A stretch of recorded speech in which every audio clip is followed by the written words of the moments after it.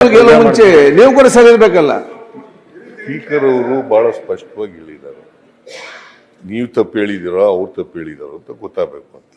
ಇನ್ನೊಂದು ಸಾರಿ ಈ ತರ ಆಗದೇ ರೀತಿಯಲ್ಲಿ ನೋಡ್ಕೊಳ್ತಕ್ಕಂಥ ಕೆಲಸ ಮಾಡ್ತೀವಿ ಅಂತ ಹೇಳಿದ್ರು. ಸೋಮವಾರ ಅವ್ರ ಕೈಲಿ ಉತ್ತರ ಕೊಡಿಸ್ತೀವಿ ಅಂತ ಹೇಳಿದ್ದಾರೆ, ಕ್ಲಾರಿಫಿಕೇಶನ್ ಕೊಡಿಸ್ತೀವಿ ಅಂತ ಹೇಳಿದ್ದಾರೆ. ಮತ್ತೆ ಚರ್ಚೆ ಯಾಕೆ ಮಾಡೋದು? ಓಕೆ, ಈಗ ಉತ್ತರ ಕನ್ನಡ ಬಗ್ಗೆ ಚರ್ಚೆ 2-3 ಜನ ಮಾತಾಡಿದ್ದಾರೆ.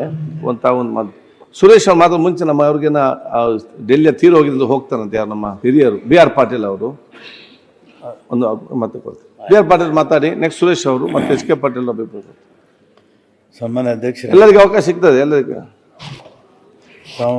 ಸೀಟ್ ಬಿಟ್ಟು ಹೋಗಬೇಡಿ, ಯಾವಾಗ ಚಾನ್ಸ್ ಬರ್ತದೆ ಗೊತ್ತಾಗೋದಿಲ್ಲ ನಿಮಗೆ. ತಮ್ಮಲ್ಲಿ ಅಭಿನಯಿಸ್ತಾ ಇದ್ದೀನಿ. ಈ ಉತ್ತರ ಕರ್ನಾಟಕದ ಬಗ್ಗೆ ಪ್ರತಿ ವರ್ಷ ಪ್ರತಿ ಸಲ ಪ್ರತಿ ಸದನದಲ್ಲಿ ಕೂಡ ಅನೇಕ ಜನ ಶಾಸಕರು ಪ್ರಸ್ತಾಪ ಮಾಡ್ತಾರೆ, ಚರ್ಚೆ ಆಗೇ ಆಗ್ತದೆ.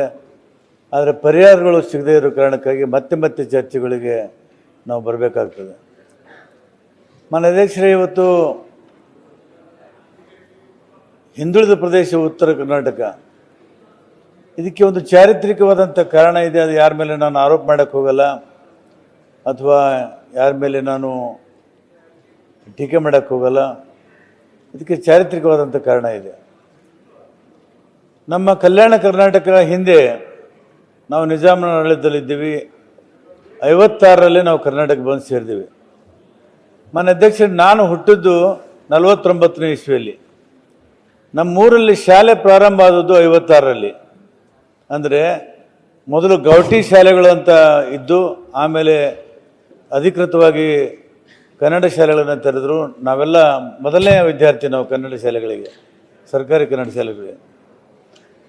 ಹಾಗಾಗಿ ನಮ್ಮ ಹಿನ್ನೆಲೆ ಮತ್ತು ಬೇರೆಯವ್ರ ಹಿನ್ನೆಲೆ ನೋಡಿದ್ರೆ ಅಜಗಜಾಂತರ ವ್ಯತ್ಯಾಸ ಇದೆ. ಮುಂಬೈ ಕರ್ನಾಟಕದಲ್ಲಿ ಬ್ರಿಟಿಷರ ಆಡಳಿತದಲ್ಲಿತ್ತು.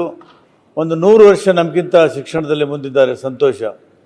ಅದಕ್ಕಿಂತ ಮದ್ರಾಸ್ ಪ್ರಾವಿನ್ಸಿಯಲ್ಲಿರ್ತಕ್ಕಂಥವ್ರು ಅವರು ಇನ್ನೂ ಮುಂದಿದ್ದಾರೆ, ಅದು ಅವರಿಗೂ ಸಂತೋಷ. ಆದರೆ ನಾವು ಸಮಾನಾಂತರವಾಗಿ ಈ ಕರ್ನಾಟಕವನ್ನು ಕಟ್ಟಬೇಕು, ಬೆಳೆಸಬೇಕು ಅನ್ನುವಂಥವ್ರು ಇವತ್ತು ನಾವು ಕೆಲವು ಲೋಪದೋಷಗಳನ್ನು ತಿದ್ದುಕೊಳ್ಬೇಕಾಗ್ತದೆ ಮತ್ತು ಅದರ ಪರಿಹಾರವನ್ನು ಕಂಡು ಹಿಡಿದು ಮುಂದಿನ ಕೆಲಸವನ್ನು ನಾವು ಮಾಡಬೇಕಾಗ್ತದೆ. ಮಾನ್ಯ ಅಧ್ಯಕ್ಷರೇ, ಅನೇಕರು ಬೇರೆ ಬೇರೆ ವಿಷಯ ಮಾತಾಡಿದ್ದಾರೆ. ಅದನ್ನು ಪುನಃ ನಾನು ಪ್ರಸ್ತಾಪ ಮಾಡೋದು